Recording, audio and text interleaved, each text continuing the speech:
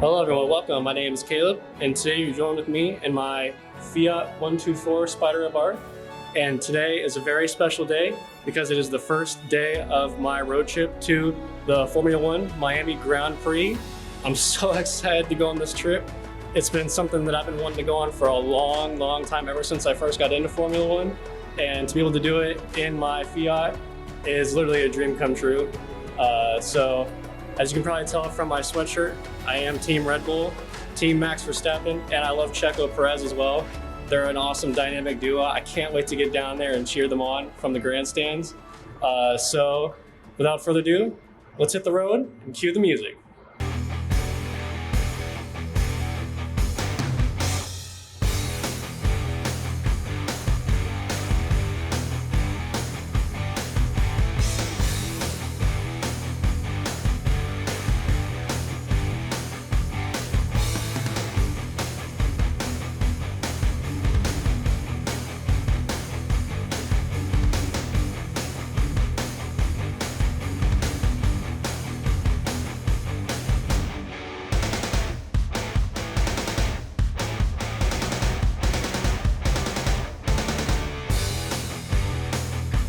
So as I get started on the road trip, a brief Q&A.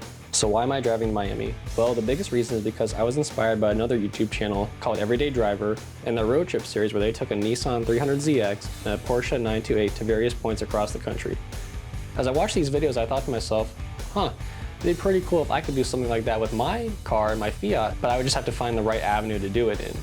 So when I found out that I was going to be going down to the F1 race in Miami, I thought to myself, let's take the Fiat, drive down there and make a video out of it. So here we are. Another reason is because I grew up watching Top Gear as a kid, and their road trip specials were always some of my favorite episodes to watch. I would dream as a kid of having the opportunity to take a sports car on a long-distance road trip like they would do. This trip to Miami gives me the opportunity to live out that fantasy I had as a kid. So how did I get into F1? Well, I grew up a NASCAR fan as a kid, but sometime around the early 2010s or so, I just sort of fell out of love with the sport.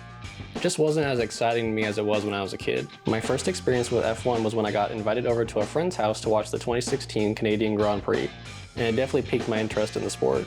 In 2017, I watched a few races here or there, but I still didn't really keep up with the sport too much. All of that changed in 2018 though when I really got into the sport. Ever since that first race in 2018 in Australia, I believe, I haven't missed a single race since then. I can confidently say that F1 is my sport. I am totally addicted to it, I just can't get enough of watching it. There's no other sport that has the on-track action, the drama, the emotion, the suspense, the highs and lows of the sport, everything that Formula One has to offer. I've been a fan of Max ever since Austria 2019, when he won starting at like second in the grid, and then I think he dropped down to like sixth, and then finally came back and passed the likes of Vettel and Lewis, I think Valtteri, and of course Leclerc to win with like 2 laps to go. It's one of the best races I've ever watched, and ever since then I've been totally a Max fan. So I can't talk about Max or Red Bull or F1 in general without talking about the insane 2021 season. It is by and far the greatest sporting season of my life. From the very first race in Bahrain, there was a real sense that the underdogs of Red Bull and Max could finally take the fight to Mercedes and Lewis. What a battle it was. It seemed like every single Grand Prix weekend was must-see TV. I've never experienced anything like it. The ups and downs of the season, and of course Abu Dhabi. At this point, everyone has an opinion on what happened on that fateful night, and I have mine too. But at the end of the day, I don't really care, because nothing can take away the suspense and emotion I felt as I leaped up and down in my living room on that final lap as Max chased down Lewis, with Crofty and Martin Brundle's commentary alongside. My heart was beating so fast I thought I was going to have a heart attack, and I wasn't even driving the car.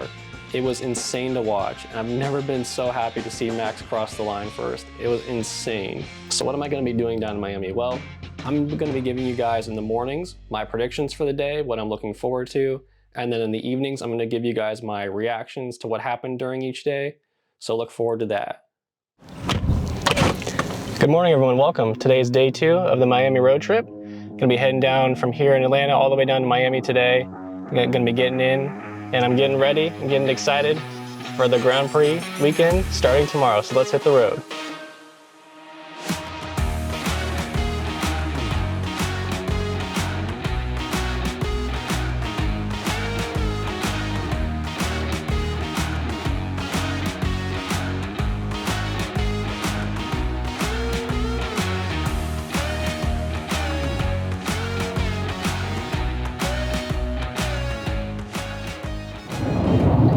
everyone. So I'm about an hour and a half out of Atlanta, and I was just very humorously told by the GPS to stay straight on this road for the next 300 miles. So I've got a little bit of some time to settle in and knock out the mileage. So I bet you guys are wondering, what am I doing this whole time that I'm just driving here by myself? Because it's literally just me. I don't have, like a camera car or anyone else driving on the road trip with me. So, I mean, I'm literally just sitting here listening to music and just relaxing. Any chance that I get that I can just, go on a road trip and just turn my brain off and relax, I think it's a pretty good opportunity to do so.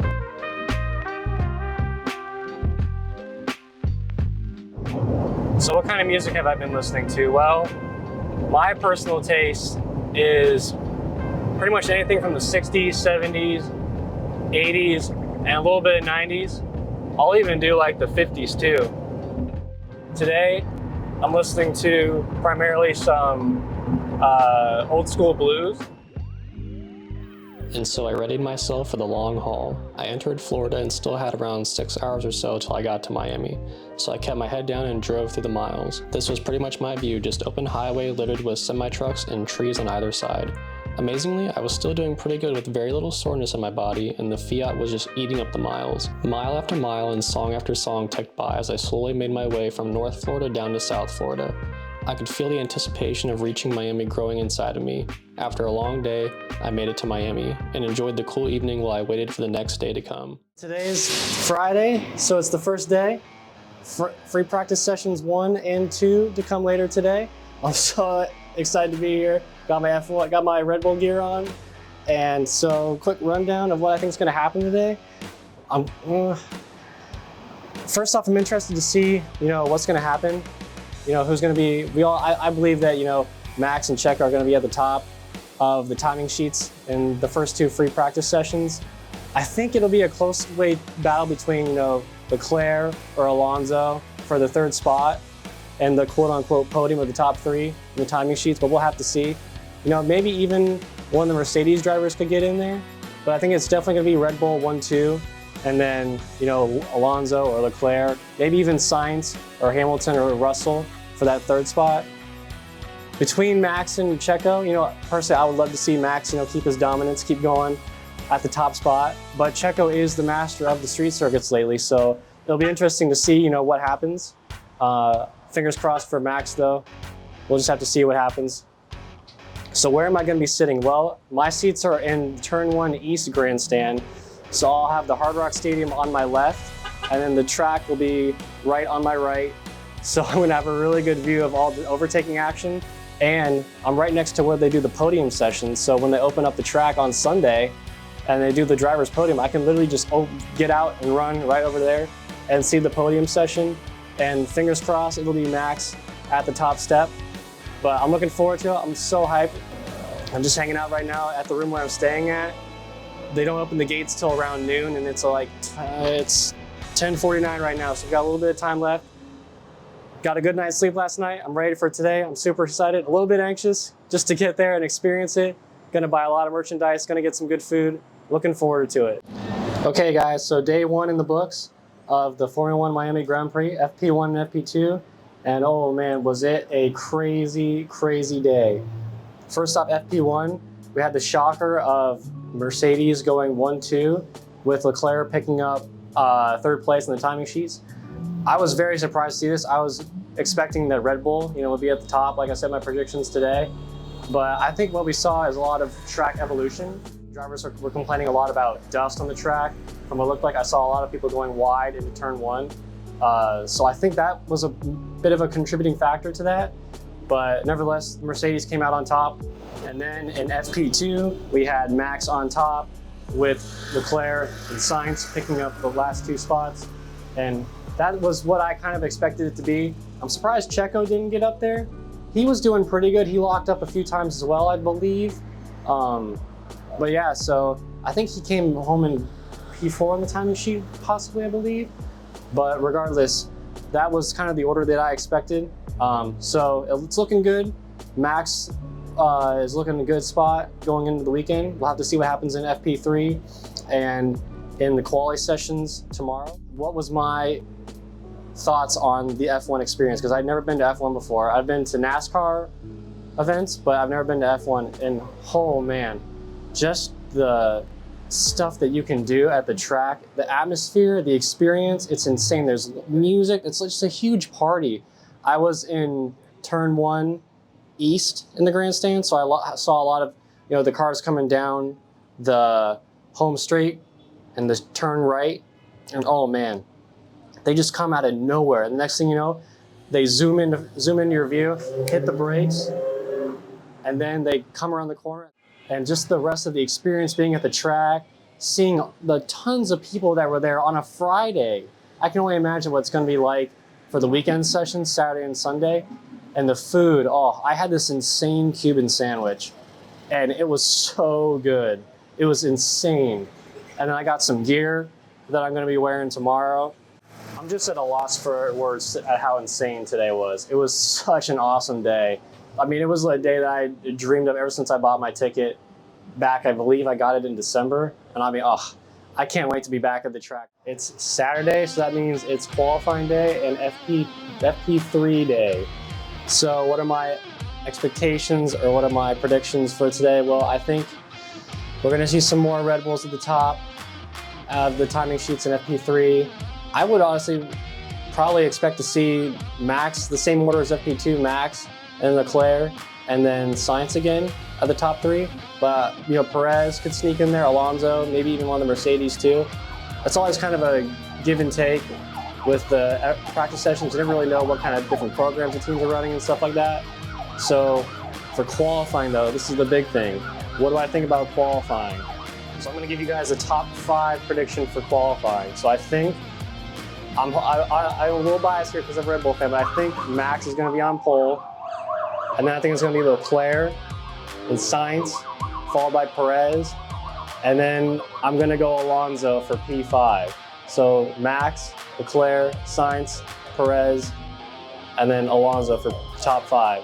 It's going to be a fun time to watch. I'm so excited to be there. Obviously, as you can tell, I bought some merch from Red Bull store yesterday, feeling the Miami vibe. I'm so excited to be at the track. It's going to be a great experience, great atmosphere. Looking forward to being there, and I'll see you guys later tonight. Good evening, everyone. Talk about a busy and crazy day. So for FP3, I split my time between 2 different zones. For the first about 20 minutes or so, I went up to the top of the Hard Rock Stadium and watched them go through the S's in the middle of Sector 1, which was awesome to see because I could see the change in direction and the speed that those F1 cars can carry through there. It's just incredible to see. You don't get the sense of it, you know, watching it on TV until you really see it in person. And then in the last 40 or so, probably about half an hour once I got down there, I went to the first straightaway leading down into the beach complex and watched the cars go by, you know, literally maybe 15 feet away from me. I mean, it was crazy. I could look the drivers pretty much in the eye through their helmets as they went past. But that was just awesome to see because you could see them come out of the marina, and the difference between, you know, drivers when they're on just like a cool down lap, but when they're really kicking it and they're flying and the tires are squirming, the cars zigzagging around on the curbs, they just come flying out of the marina and onto that front straightaway. It was awesome to see. I'm really happy I went down and got to experience the cars so close. So for qualifying, my predictions this morning were pretty far off what happened. It was a crazy session. It was awesome to see. You know, after 3 practice sessions, I was kind of itching to see some laps that really counted for something. And man, Max just dominated those first 2 sessions. But then in Q3, he had that error, and oh man, I was so hard to watch. I was so bummed to see him, you know, abort the lap and eventually not even get a competitive time on the board because of Leclerc's crash. So the final results ended up being Perez, Alonso, followed by Sainz, Magnussen, which is a big shock for Haas. I did not see that coming. Happy to see the American team doing pretty well. And then Gasly for P5. And then Max all the way down in P9. So it's going to be a busy race for him tomorrow. I'm just hoping that he can, you know, survive any turn 1 chaos that happens. If he can get through turn 1, then I know that he has the car to be able to get through the field. And what's going to be cool is that, you know, I am in turn 1, which was the primary overtaking spot for last year. So I could potentially see a lot of Max overtakes tomorrow, which I'm pretty stoked to see. I think he can get through the field. But regardless, I'm super hyped for the race tomorrow. It's been 2 long days, 2 awesome days though, but man, they're long because you're doing a lot of walking. I keep on saying, but I'm just so happy and thankful that I'm fortunate enough to come experience this sport. It's just surreal to see the cars in action on track. I mean, you're so used to seeing them on TV that it almost doesn't feel real when you see them in real life. So it's awesome. So I'll see you guys tomorrow with my predictions in the morning for the race. Looking forward to tomorrow. It's going to be an awesome, awesome day. Good morning and welcome everyone. Today is Sunday race day, day 3 of the Miami Grand Prix. I'm so hyped for today. I've been looking forward to this day ever since I got my tickets back in like December of 2022. I'm so excited to be at the race day. Qualifying yesterday was awesome. It's gonna be even more insane today at the race. I got my Red Bull 2023 Polo shirt on, ready to support them. Gonna be an awesome day. So what are my predictions for the podium? Who's gonna win? Who's gonna come P2? Who's gonna come P3? Well, I think Checo is gonna come out on top unless something crazy happens with a bad timing on a safety car or a crazy red flag or something. I just think there's no way that he cannot come out on top just with the car and the position that he's in. P2, I think this is a bold claim, but I think it's going to be Max. I really think if he can survive the turn 1 chaos, then he has the car to be able to fight through the pack and get from P9 where he is now all the way up to P2, but we'll have to see. Fingers crossed, because I'd love to see him get back on the podium. And then P3, I think it's going to be Alonso. He's in a great spot. He's got a great car, and of course, he's an insane driver. He's got the skills to do it, and I think he's going to come out on P3. It'd be cool to see if him and Max fight. That'd be awesome to see on track. I'm going to be in turn 1, so there's going to be a lot of overtakes, hopefully. Going to be in a great spot. One thing right now is that there are some gray clouds in the sky, so that's a little concerning. Forecast says it's just a quick cell going over us, so hopefully the rain passes by and doesn't affect the track at all. We got some rain last night after I actually signed off talking to you guys. So I'm interested to see, how the rubber will stick to the track and if drivers will struggle at all with the temperatures of the tires and with the conditions of the track. But regardless, I'm so excited for today. Thus begins the journey home. It was an early morning for me as I started up the Fiat and settled in for an 11-hour day on the road. I drove past the Hard Rock Stadium on my way out of Miami, and it was bittersweet to say goodbye to the track. It was such a fun weekend, and it was gone in the blink of an eye. Initially, I was planning to give you all my thoughts on the Grand Prix on Sunday evening, but I decided to take a day to let the whole experience sink in before giving you my verdicts. Like I mentioned, today was going to be a long day as I drove from Miami up to Durham in North Carolina for my overnight stay. I was pretty worn out from the weekend, which made today a long one on the road. I had to stay on the same highway for around 470 miles if I remember correctly. The miles went on and on and on as I made progress, and the Fiat was still doing great, with not a hint of any issues at all. It was today actually that I crossed the 30,000 mile mark on the odometer, so that was a pretty cool occasion. It's here that I want to stress how good of a road trip car the Fiat is. The car is insanely comfortable to ride in on long distances, and gets great MPG on long road trips like this. It has the power when you need it to get around slower traffic, and it's a very easy car to drive. This kind of car is not just a weekend fun car, but it is truly a car meant for the Grand Tour. Eventually I reached North Carolina for my overnight stay, and was happy to be done with the largest driving day of the trip, so I treated myself to some Chick-fil-A. Hello everyone, welcome. Today is the final day of my Miami Grand Prix road trip. I'm here in North Carolina and I'm headed home to Ohio. Yesterday was a behemoth of a day, 11 hours in the car, but I'm still feeling good. I was a little tight, a little sore yesterday when I got out of the car, but I'm feeling ready today. I'm ready to get home and I'm ready to knock out this last day. And I gotta say, I was in turn 1, like I've said before, and the first 17 or 18 or so laps were incredible because there was so much overtaking by Max, and there's just a lot of on-track action, tension to see how he was gonna get through the pack. And then I will say the middle portion of the race did get a little slow because Max had passed everyone and got into second place and was just chasing down Checo at that point. The final stages of the race were great because we were seeing if Checo was going to hold off Max or not, which Max obviously came through and won in the end, which I'm happy he did. It was awesome to see. Like I said in my pre-race prediction, I expected Checo to win. I thought he was going to be too strong at the front of the field, and given his run this year and past on street circuits, he's been the king. So I was very surprised. I was genuinely shocked that Max came through and won. I mean, I'm happy he did because it was awesome to see. For my first race, to see my favorite driver win, got to see the podium ceremony, Max on the top step with Checo and Alonso behind him. It's just crazy to be at the race because, you know, on the outside of the grandstands, you know, they have all the fanfare and the experiences and stuff.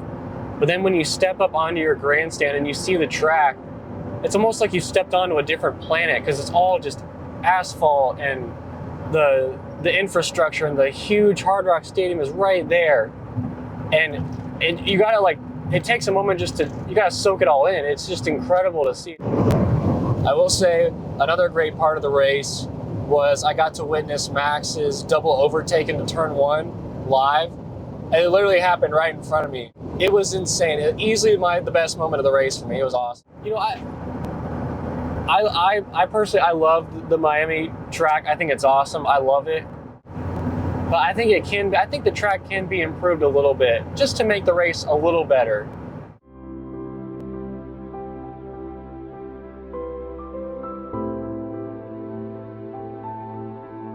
The final day of the road trip started off like any other, lots of highway miles at cruise control speeds, but then I found myself on some back roads and eventually the roads of West Virginia, where the road began to twist and turn through the mountains. The drive became much more engaging and I could really enjoy driving the Fiat instead of just throwing on the cruise control.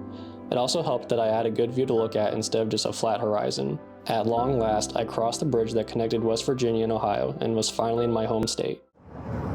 So then we get up, just by chance, we finish our meal, we get up, then we say, oh, the driver parade's about to start soon.